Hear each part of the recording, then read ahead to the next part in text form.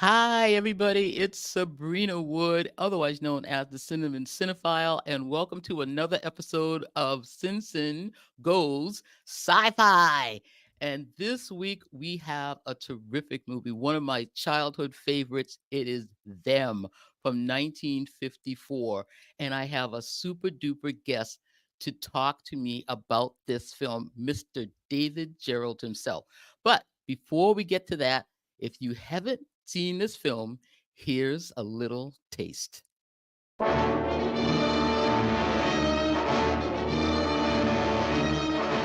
tell you, gentlemen, science has agreed that unless something is done and done quickly, man, as the dominant species of life on Earth, will be extinct within a year.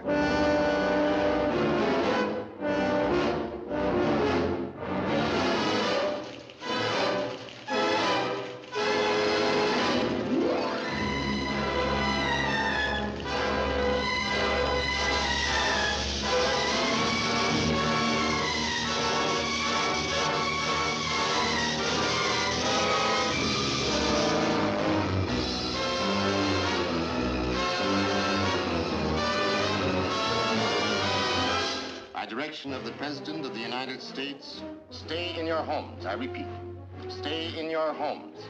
Your personal safety, the safety of the entire city, depends upon your full cooperation with the military authorities. Yes, cities, nations, even civilization itself, threatened with annihilation, because in one moment of history-making violence, nature, mad, rampant, wrought its most awesome creation. For born in that swirling inferno of radioactive dust were things so horrible, so terrifying, so hideous. There is no word to describe them.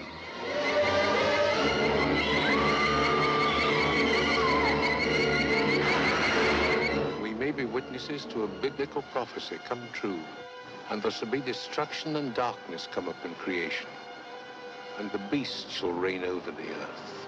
Yes, the earth, the skies above and the seas below, infested by swarms of nightmare creatures, crueler, deadlier than the armored giants of prehistoric eras. Here is a wild, headlong flight into terror as the desert erupts with the grim battle for survival.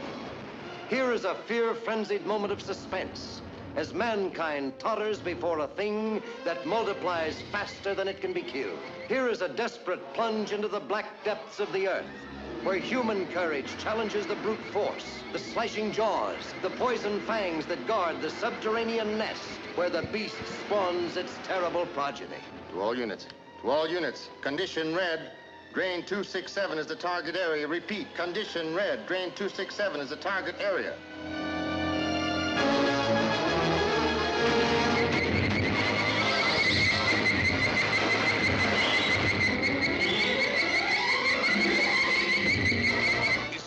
Gas we could use? No, we can't take a chance. It might poison the whole city.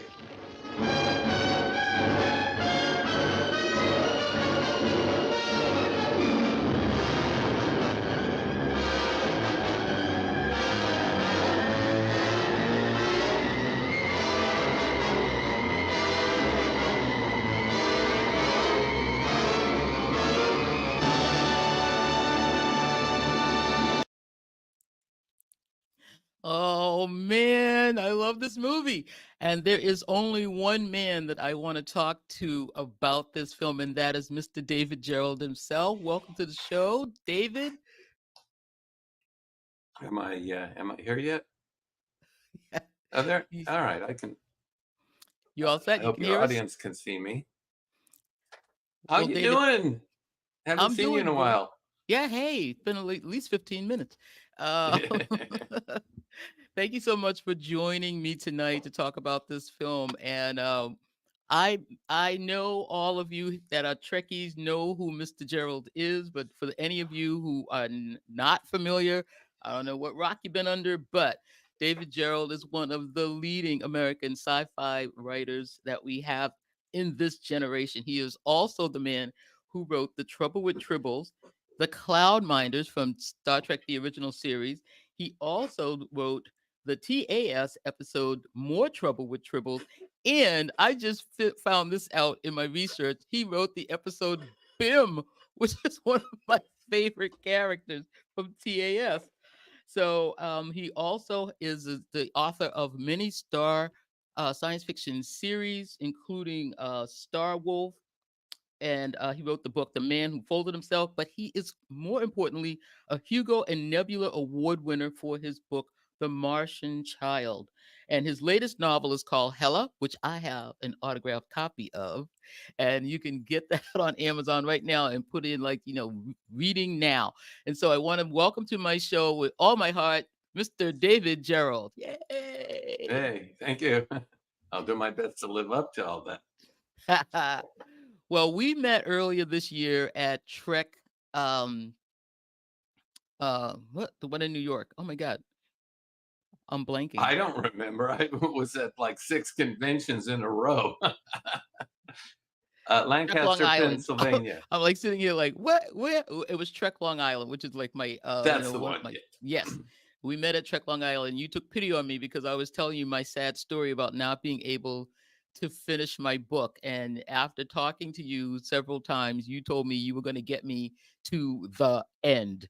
So I am now in your writing class, and as one of your students, you have agreed to come over here and talk about them because you have used this in our writing class several times. You've mentioned this. So tell me It's why. one of my favorite movies. Tell me why.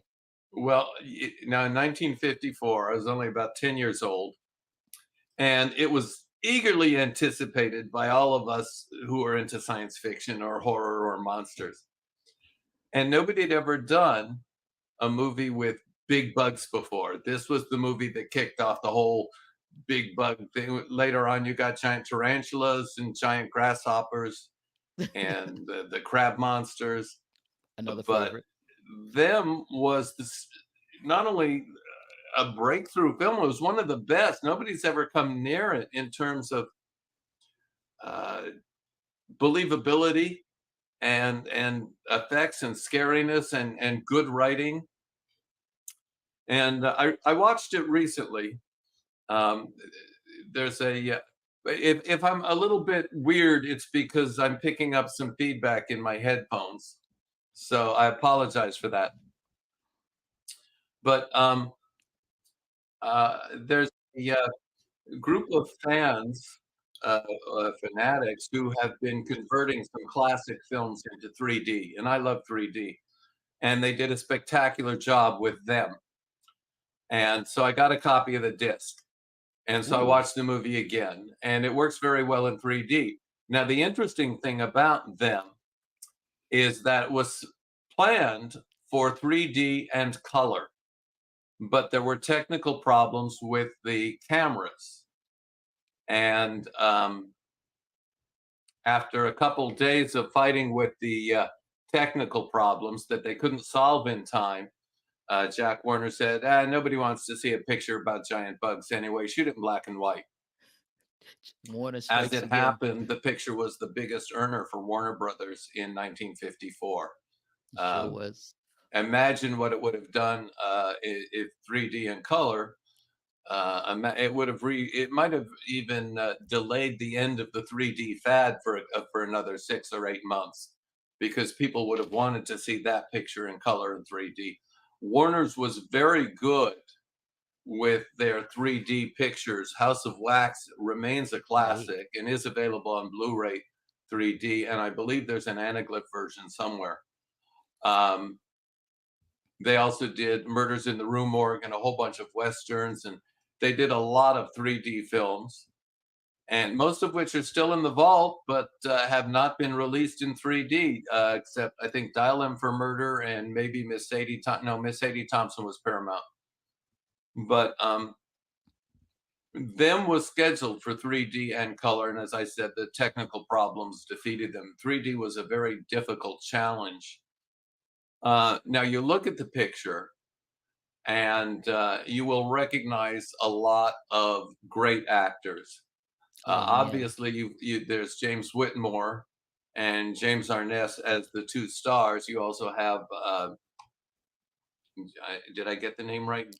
Joan Weldon. I was going to say Jane. Joan Weldon as the female scientist, which was something of a script breakthrough. Up to that point, scientists in movies were always male. and here she is. They make a little bit of business about the fact that she's a very talented, very capable female scientist.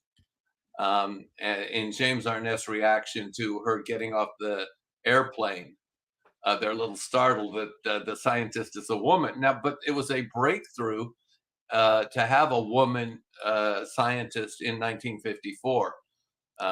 Remember, we're just coming out of a very patriarchal system from World War II, and It was still the in a idea very that women patriarchal should system. were getting degrees, being doctors, getting out of the house, not doing kitchen chores was it was still an unknown idea. So it was a nice touch. Edmund Gwenn plays the scientist who understands what's going on, but he doesn't want to say it until the middle of the picture. And this is one of the great bits of story structure, which I want to talk about. We don't see the giant ants until halfway through the picture. Right. And we just know there's a mystery. The side of the trailer has been pulled out. The size of the desert store has been pulled out. One of the cops walks out into the wind at the night, and we hear him scream, but we don't know what killed him. And it isn't until Joan Weldon is out in the desert. Now, it's supposed to be New Mexico, but they shot it out at Joshua Tree. And to the best of my knowledge, there aren't that many Joshua trees in New Mexico, and I've been there. But she's by a little hill, and one of the giant ants comes over the hill, and that's the first time we see the monster. And we've been hearing the monster, but we have not seen the monster. Yeah, we have. There's this very spooky sound that it kind of relates to the sound of the Martian war machines in War of the Worlds, which is also a very spooky sound. And I read somewhere how they did it, and I forgot. Let me finish talking about the casting. If you pay attention at the beginning, when they're loading the little girl is Sandy Desher, who was in a couple other films, and she plays this catatonic little girl who later on they have her smell some formic acid, and she screams, them, and that's where the title comes from. We never find out what happens to her. She's turned over to her aunt, but she's lost her father, her mother, and her brother, and she's probably going to be traumatized for years to come. You also have in that scene where she's being loaded into the ambulance attendant is William Shallard, who played Nils Barris in The Trouble with Tribbles. He also played Patty Duke's father. And when I met him at a screening, he said, I get more fan mail off of The Trouble with Tribbles than I ever got for 3 years of playing Patty Duke's father. Oh, wow. So I said, well, welcome to the club, Also, later on, you will see, if you pay close attention, there's a scene where they're sorting out all the information coming in about strange events. And one of the extras, he gets about 2 lines of dialogue, is a fellow named Leonard Nimoy, who, if you put ears on him and give him the right haircut, he can be a Vulcan.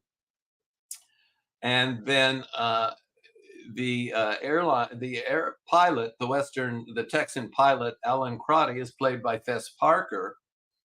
And when Walt Disney saw this movie, Them, he said, that's our Davy Crockett.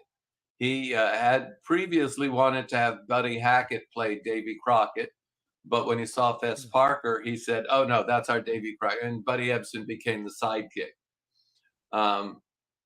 There's a lot of other character actors in that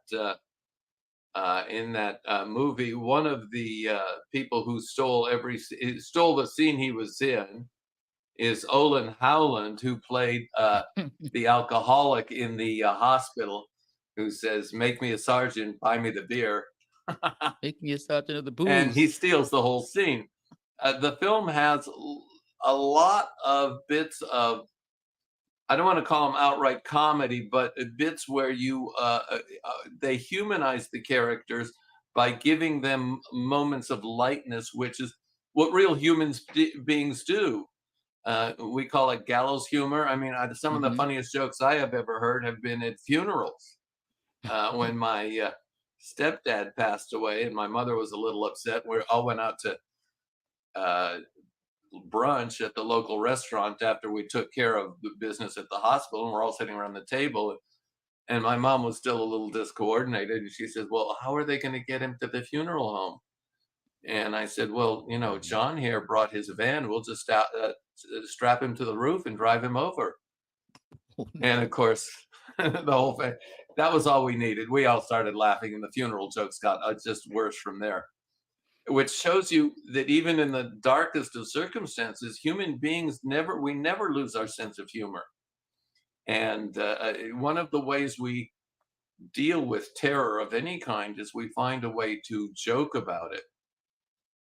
So, but I want to talk about the scripting because, as I said before, that we don't see the giant ant until halfway through the picture. Now, Right. in my writing classes, I talk about the flip over scene, which almost always happens exactly at the middle of the script, and it is where for the first half of the movie or the story, the problem works on the protagonist. And then something happens in that flip over scene where we understand the nature of the problem, and the protagonist works on the problem. So that happens in Jaws as well. Is they had problems with the mechanical shark named Bruce, so they kept the shark out of sight until halfway through the picture when Roy Scheider is throwing the chum into the water and the comes out, and it's a great scene, a very scary scene. And but that again, that's halfway through the picture. And most of the 50s, they delayed showing you the monster until the very end or until at some point, at least halfway through the picture, because the monster was supposed to be so scary. And also, special effects budgets were. Um, and we see that in some of the more effective modern pictures like Alien and Aliens and even Cloverfield, where they delay showing the monster because having the unknown quality is very, very scary. You don't know what it is that ripped out open the trailer, ripped open the desert store, killed the other officer, and Edmund Gwenn won't say anything until he's absolutely sure. So Yes, he's got us going. He's got it, it, and James Arness is getting more and more angry because he won't tell him. But yeah, and we don't know either. Even when James. the movie starts, and you see that one color minute of them, you're not sure what it is. They never tell you, so you're going through this whole thing and you're not quite sure. You think it's going to be about some giant insect, but you're not sure. Well, So the even watching it poster, now, I'm which still which you can see the poster on IMDb. yes, The poster gives away something, but the giant ants look nothing like the poster, right. and And we don't get a lot of long shots of the creatures. Only a couple, but those long shots do give us a sense of the size of the ants, and they actually built full size they built them. creatures, and Two of them. and apparently the operators had a lot of fun running them around the desert. But apparently, the director decided we cannot show too much, or that willing suspension of disbelief ends. Um, anyway, it's a perfectly scripted film because it's not just. Sorry about that. It's not just about the giant ants. It's about the human response and the Right. way the script was written and the way the director presents it, very logically, very believably, very methodically, that you believe every step of it, so that it's almost documentary. And so the first half of the picture is the discovery of the giant ants, and then we destroy the nest. Then we go down into the nest, and Joan Weldon has to go because she's the only one who knows what to look for. A great And we go scene. down into the nest, and we find that several of the queen ants have escaped, and they've gone off on their mating flight.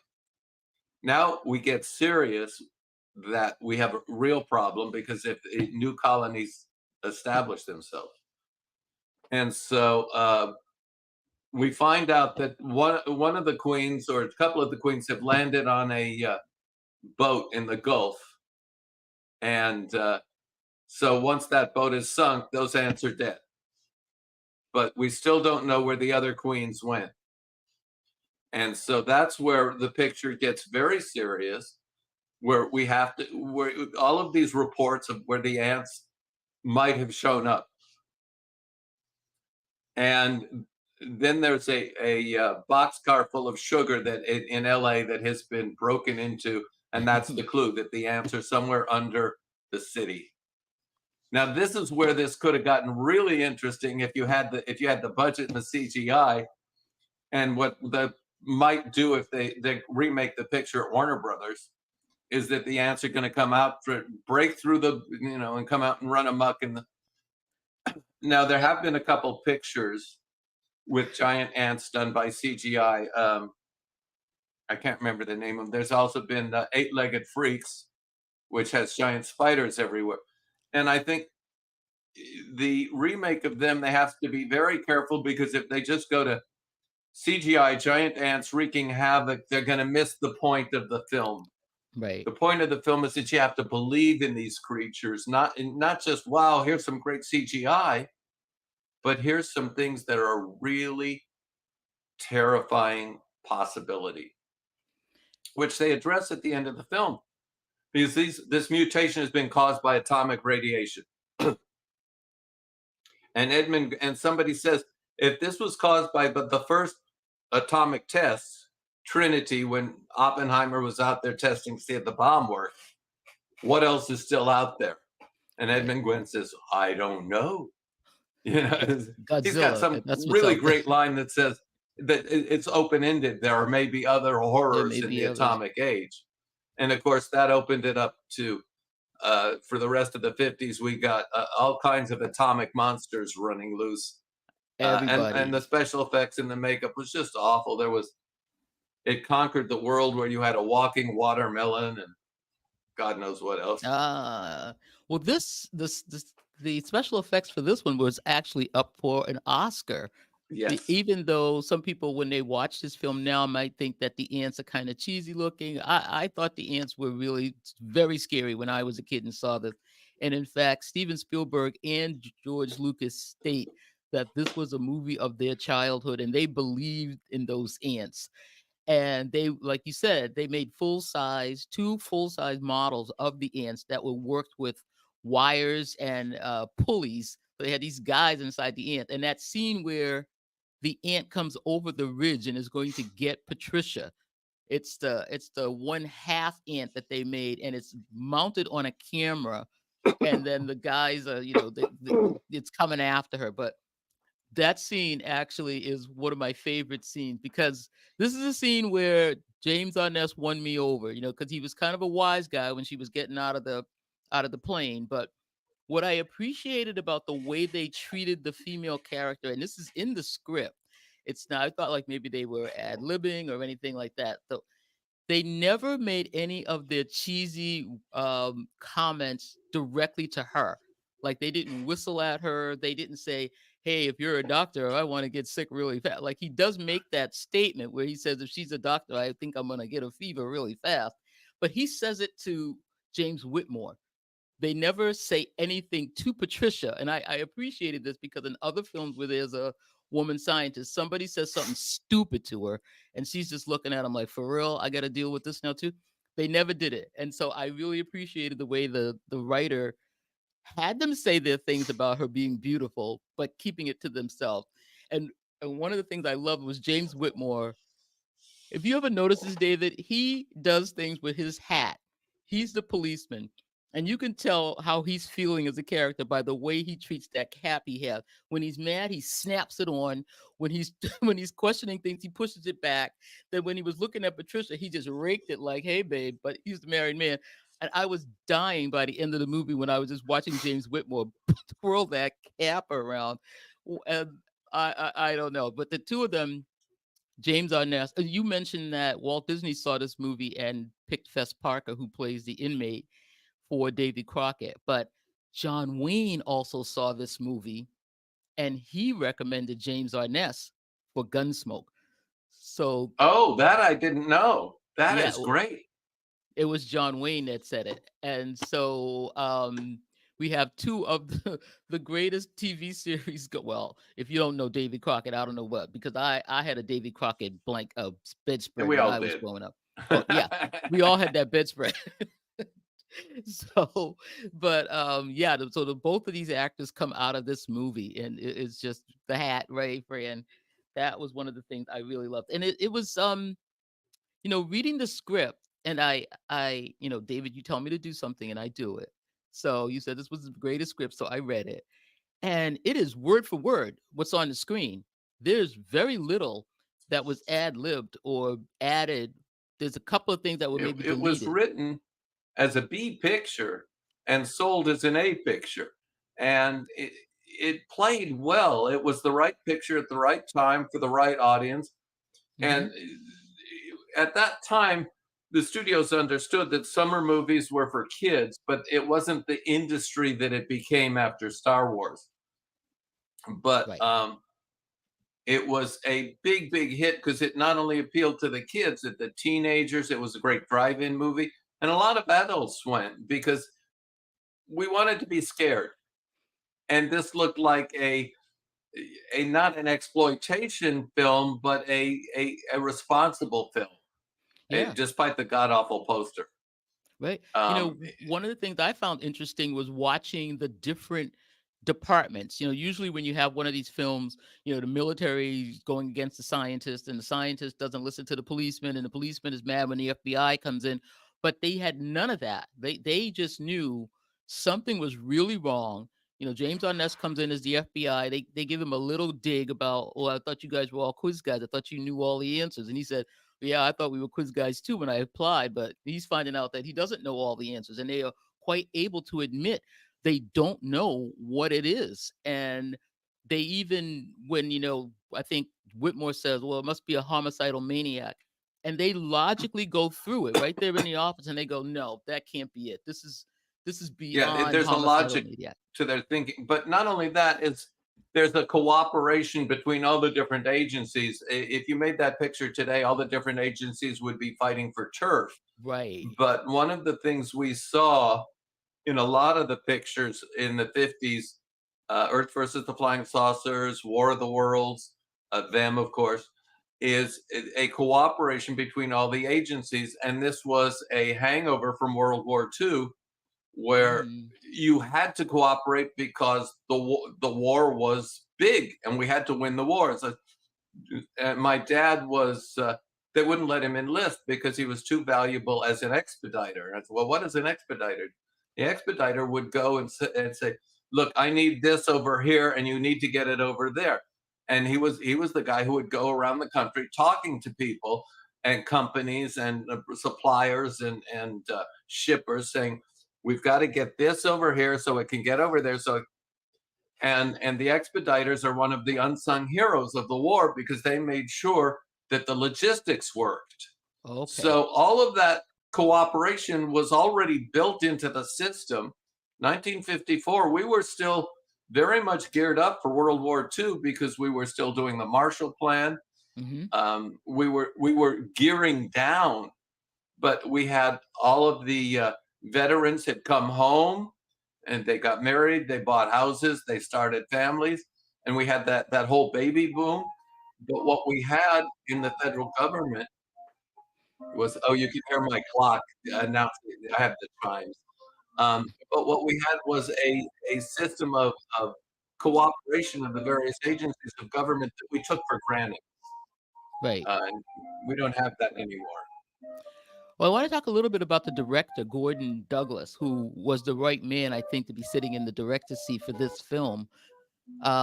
He has a long and storied career. Not a name that I think a lot of people know when you start talking about directors, but he was a workhorse over at Warner Brothers. Came up through the ranks from the Hal Roach days. If you know our gang movies, he made a lot of those films. Um, he worked at RKO, he worked at Columbia, and he came into Warner Brothers with Jimmy Cagney. So, Warner's is one of these studios that's making, Casablanca, it's got Bogart, it's got Errol Flynn, it has Betty Davis, Ann Sheridan. So sci-fi wasn't the thing that they were known for. And Jack Warner, who was the head of the studio, he didn't care for he didn't know sci-fi. He was just like at one point during the production of this, he said, "I don't want anybody to talk to me about the damn ants," because he just was not a fan of this movie, even though he had greenlit it. But um, It was Gordon, what it was a great decision. I don't know why he greenlit it, but it's a picture that has had long lasting effect on producers, directors, writers, and even today. yep, Now even the today. thing about Gordon Douglas is that according to IMDb, this was his best picture. He never made anything before that showed he was this talented, and he never made anything again that rose to this level. No, Um, no, but he has I like a lot of the films that he made. I mean, I like he made They Call Me Mr. Tibbs. He made Robin and the Seven Hoods, which I hate to tell you, is one of my favorite movies. But and he made 3 or 4 movies with Frank Sinatra. He made the Tony Rome series. I don't know, and I he makes those a were lot of very films that have watchable. that, like And that it's police. Frank Sinatra, so you can have a good time, right? Yeah, he made that one. He made the And detective. He made They Call Me Mr. Tibbs was a sequel to In the Heat of the Night In the Heat with of the Night. Sidney Poitier and Rod Steiger, which Right. it won the Oscar for Best Picture. So they said, well, what other adventures does Mr. Tibbs have? And the script was, you never get a sequel is rarely as good as the original, maybe Aliens, okay? Right, and Um, it wasn't, but I still liked it. but They Call Me Mr. Tibbs almost rose to the same level as In the Heat of the Night because you had Sidney Poitier, who had such charisma. I mean, just an amazing actor. So So Gordon makes these kind of hard-boiled, detective police procedurals, which I think was really a part of them, where they are just running the ants down like you would in any detective story. They were just gonna, suss it the out first like half where of the these ants picture were. is a detective story. That's why it works so well. Is Mhm. nobody's running around, oh my God, Tiger Dance, Tiger.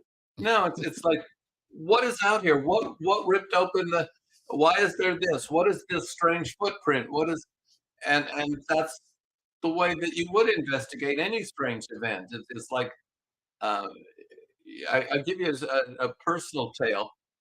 Um, Early draft of the script for The Martian Child had um, the little boy going to a science fiction convention, standing on a table and announcing he's a Martian. And I said, "You guys have never been to a science fiction convention." If he stood on a table and said, "I'm a Martian," people would say, "Yeah, and I'm from Venus, and I'm from whatever." Nobody would. But Nobody would have given a second look. I said to him, "You put this scene in the script, and everybody will tell you exactly how stupid." I said, "I will have to take out ads in all of the major magazines apologizing for the script."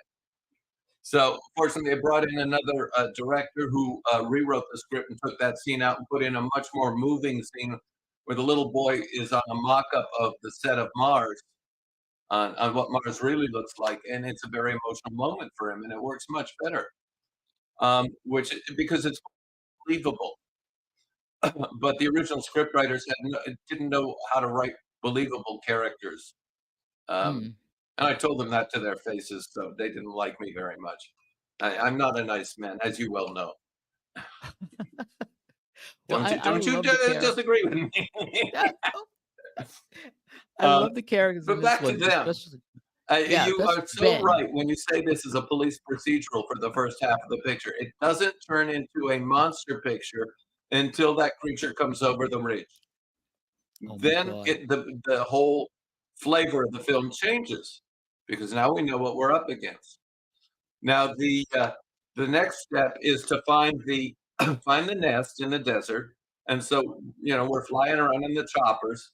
We Love it. find the nest, and the guys who with the flamethrowers are actual World War II veterans, It's a combat yeah, that's veterans a who had real used flamethrowers in battle, so they knew what they were doing.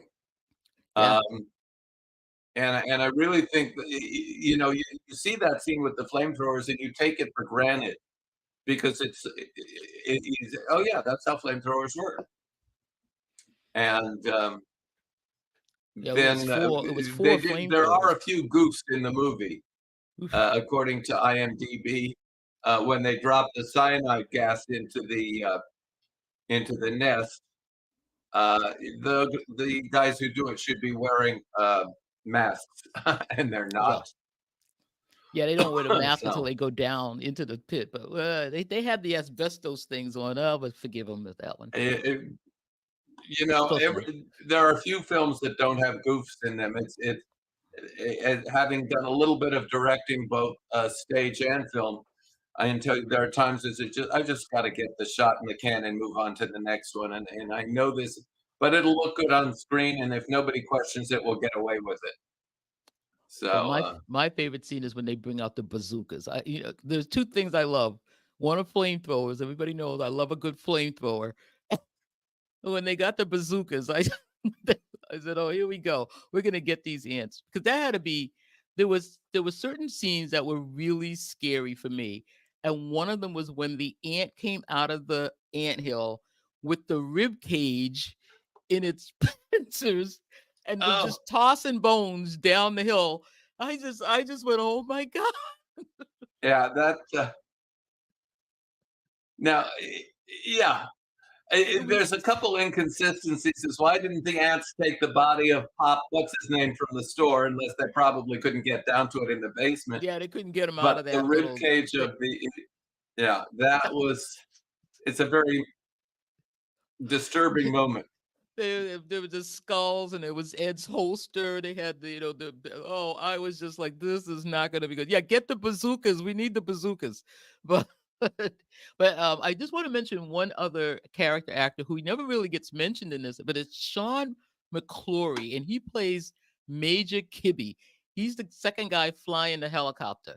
And he's Oh yeah. playing an American in this, but he's an Irish actor from Dublin.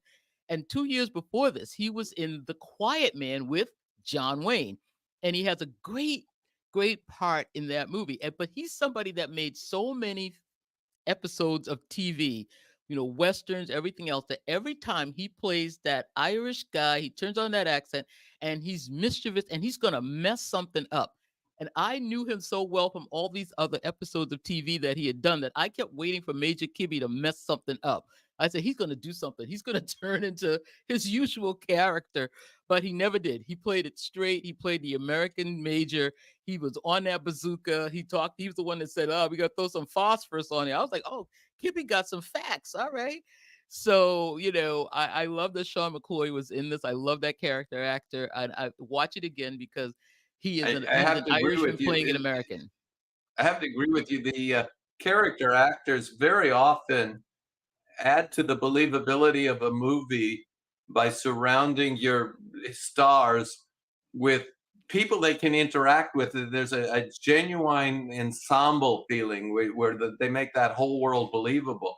You can see that in Casablanca.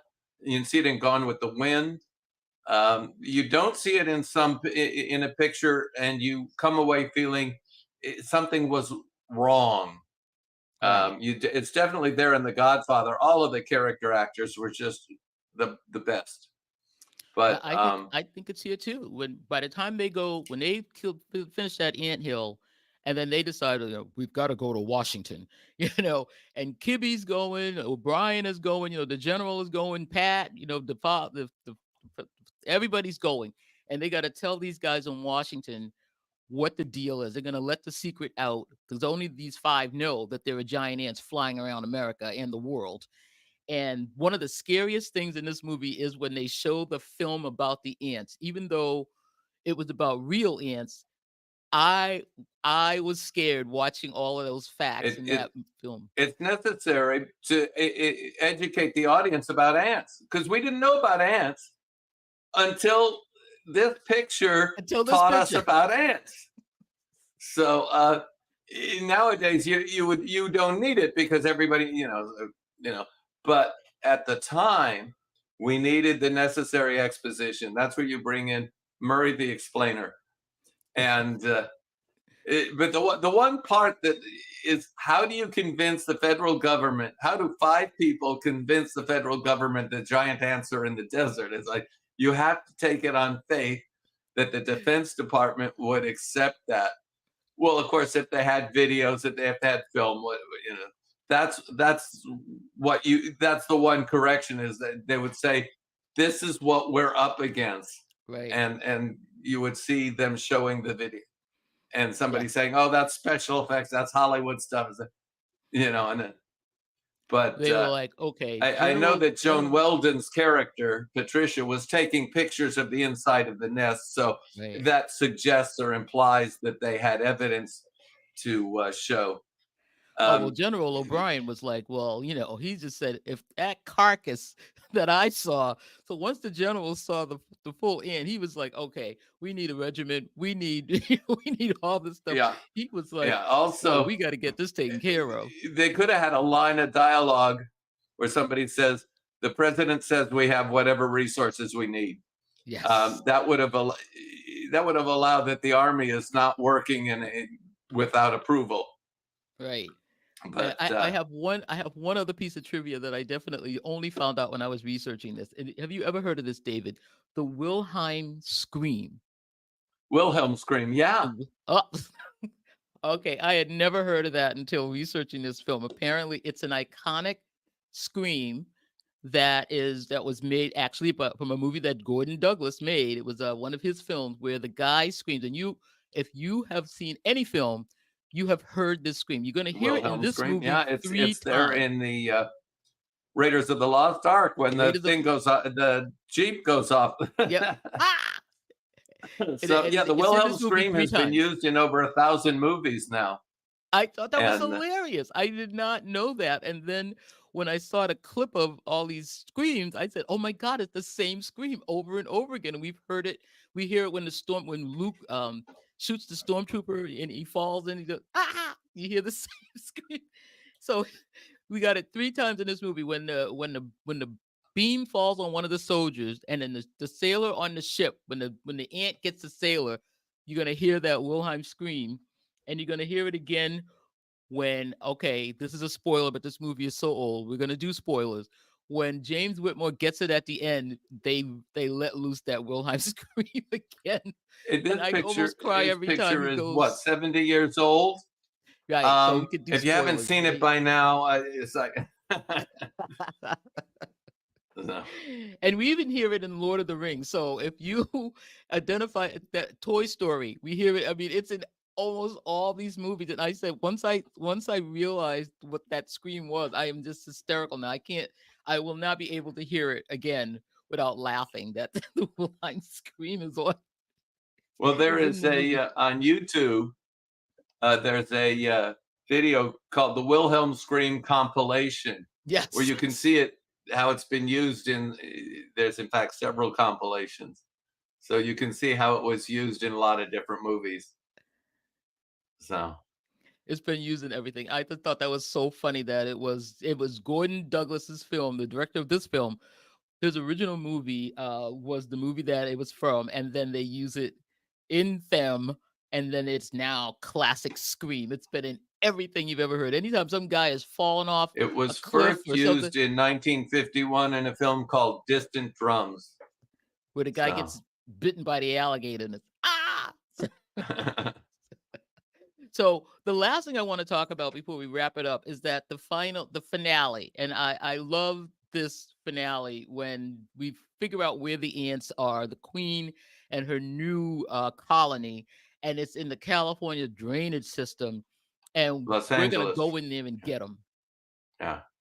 And I love when Joan Weldon says to to Bob, who's James Arness, she says, "Take care of yourself." Like, I'm gonna be all right, but you better watch out. She's so worried about him. And she gets in a Jeep. She gets in a Jeep. She is like Kalia said, she is like Umiko in Godzilla. She is the woman that is gonna be able to do everything. She's the one that has to go down in the pit. She's getting in that Jeep. She knows what's going on. So I love that she got in the Jeep and they're gonna go into all these different drainage things. And I mean, there's water and they got flamethrowers, and I mean, they're no bazookas, but they got flamethrowers, and they're gonna find the ants. But the kids are in there. That was the thing. All the way through this, and like you said, they give these characters some little bit of humanity, because first of all, Ben was so concerned. He was the officer that found the girl who was catatonic in the desert, and now we have two boys are missing, and that took a while to figure out that the man that had been, his arm ripped off and he was dead, and the kids were gone. And the mother is there like, I don't know where they are, and they're realizing that the kids were probably somewhere where these ants are, and people are writing them off for dead. But James Whitmore is like, no, we're not gonna go in there and torch this place until we know where those boys are. And I love that scene. I love it. Well, there's a bookend in that the beginning of the film is about rescuing the little girl who's walking Yes. across the desert, and the ending of the film is rescuing the two little boys. Right. And that humanizes not only James James Whitmore's character, it also brings it home to the audience that this is not just about the heroine going and shooting. It's about saving humanity, saving what we Right. believe in. Right. And it humanizes everybody in the film. It really did. And you were scared for these two kids. I mean, they were in the drain with the ants and these poor little hearts. So and that scene that you were talking about with the flamethrowers, they actually had the scene so that the flamethrowers were coming right to the camera, because this was one of the 3D setups that they had already, set up the scene, but then they couldn't do it in 3D. But it was going to be, I would have loved it to see the flames coming right at you in 3D. Oh my God, that would have been too much. So, like you said, this was a real World War II veteran flamethrowing team because of the close quarters of the set that they were in, and they were going to unleash these 4 flamethrowers. They decided that they better have some guys on this that knew what they were doing. Now, the single flamethrower scene with James Whitmore had, he's an ex-Marine. I guess they gave him a couple of lessons and they knew he could handle it on the set. But these 4 guys were for real. So I love it when General O'Brien goes, light them up, and these guys are like, take out the ant. I know they're having the best time letting go with their flamethrowers and saving the day. They had to get the kids out of the way, and that's when we lose James Whitmore. Yeah. The thing that's worth noting here is the Army and the Air Force and the Navy cooperated a great deal with filmmakers during World War II, because it was necessary to energize the American public and keep morale up and keep them focused on the entire war effort. So there are a lot of movies from the 40s that are about the military. So the military cooperated as much as they could with, and so you can see it in War of the Worlds. They use the military, and they use the military. And this continued for years because it was very good for the military to keep a good relationship with Hollywood and vice versa. Right. So that was how you got a lot of spectacular scenes in a lot of movies that didn't cost the filmmakers as much as it would have if they had to start from scratch. So it was very convenient for Hollywood to make war movies when they had the cooperation of the Department of Defense. Right. And I tell you that last scene with James Whitmore, where he finds the kids and he's got the flamethrower, he won't do it. He won't take out the ants because the kids are in the line of fire, and he has to now jump out of the drain and into the pit where the ants are to get the boys to move over to the side so he could take out the ants. He gets those, and he takes the first kid, throws him up into the thing, and tells him to crawl. And then he gets the second kid, and just as he gets the second kid up there, here comes the other ant, and I'm like, no, this isn't happening. And then we hear the Wilhelm scream, and they've got Ben. I'm like, no, I Yeah, can't stand it every that time I was see one it. of the powerful things about the movie is they say, yeah, we're willing to kill a hero. And because the picture was so much about James Whitmore's character, it really It hurt really to was. lose him. Oh, And I think that was one of the reasons why the film was so effective. yeah, yeah. And then James Arness, we thought we were going to lose him too because I didn't remember it that until I was watching it again this weekend that James Arness was like that close to getting taken by the ants too because he screamed, he's scrambling 2, 3, 4 times before he gets away, and Well, they finally come in with the that's also flamethrowers to part save of him. the suspense. Once you've killed off James Whitmore, then Woof. oh my God, is James Arnett at risk? Yeah. Kid, no, not Bob too. We lost Ben. We're gonna lose Bob. We're losing all the guys.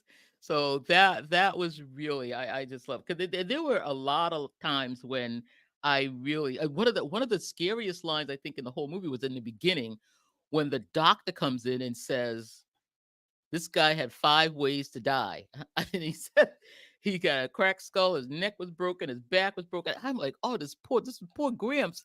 And then he said, and here's one for Sherlock Holmes. He has enough formic acid to kill 20 men. And you're like, what is going on? And so the whole movie from the beginning to the end is just, I mean, I've seen it.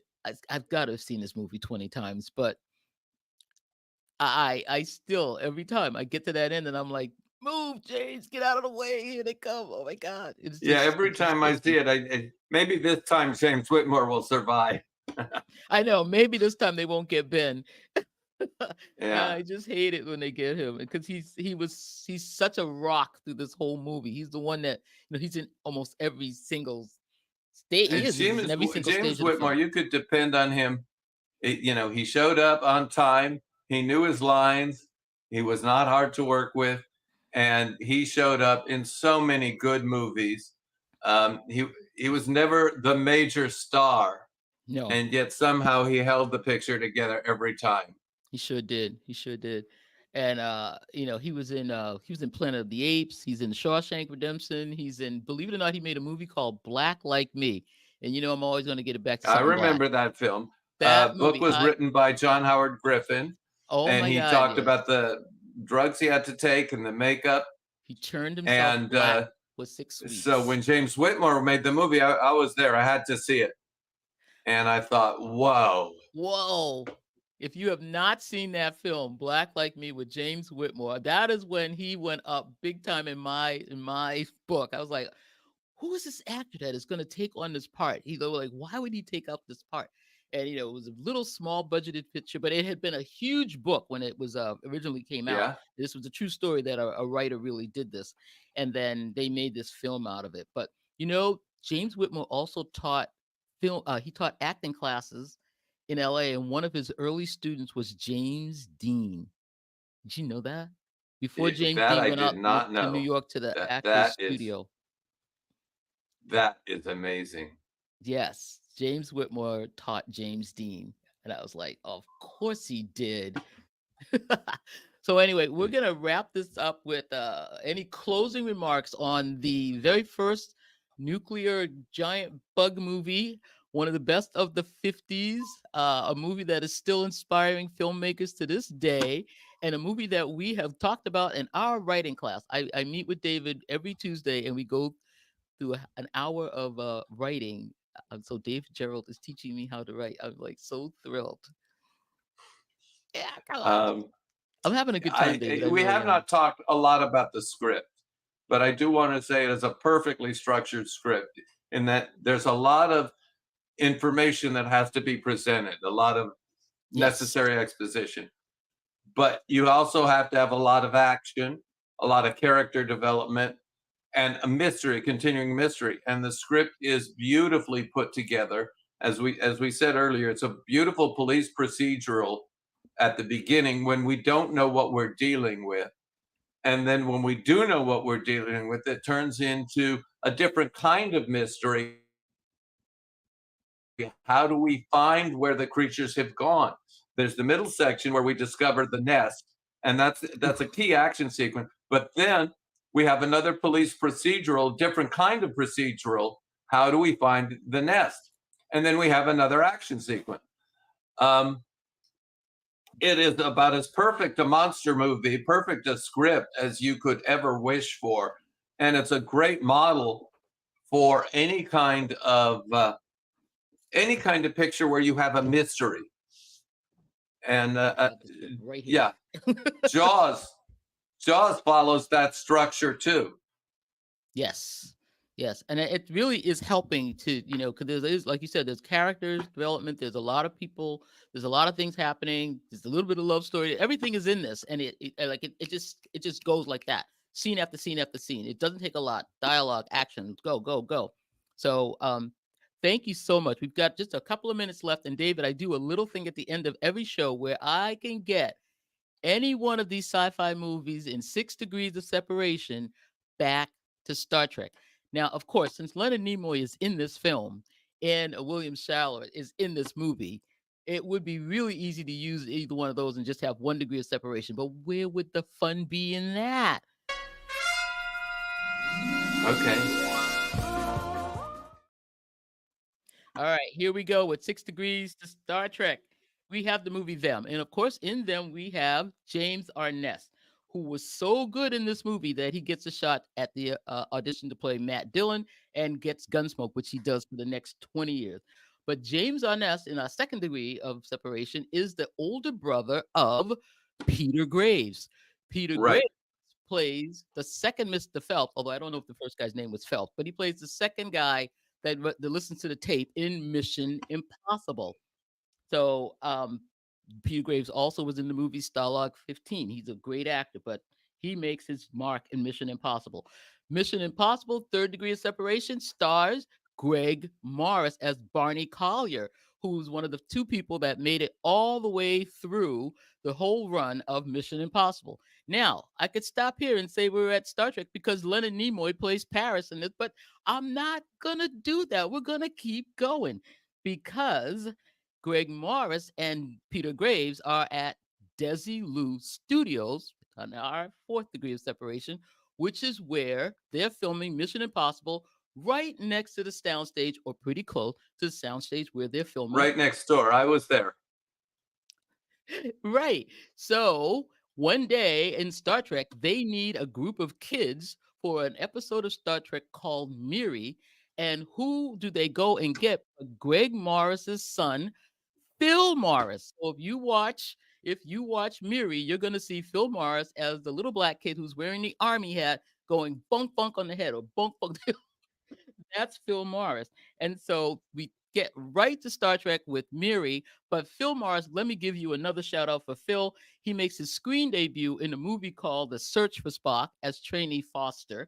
He also does a turn in Deep Space Nine as one of the Jemadar, and he is Ramataclan, which I love that one. I think it's the one where he was a Clarence Williams III. I don't know, but that's Phil Morris. And then my favorite Phil Morris Star Trek appearance is in Voyager, where he plays Lieutenant John Kelly in the episode One Small Step. And there we are with 6 degrees. I can get you from any movie. I can get you back to Star Trek. Well, I surrender to your knowledge. I know it would have been really easy just to go with Leonard Nimoy right in the first. Oh yeah, that would have been 1 degree. But you would have also had William Shatner. Yeah, I know. And the only one who I couldn't find in the movie was Whit Bissell. Was who? Whit Bissell, Commander Lurie in The Trouble with Tribbles. He was also in The Thing from Another World and God knows how many other sci-fi pictures. Well, I tell you, if I want everybody to run out right now and go watch them, or queue it up. You can watch it on Tubi for free. I know you usually have to rent it, but you can get it on Tubi for free. We got little commercials, but it's okay.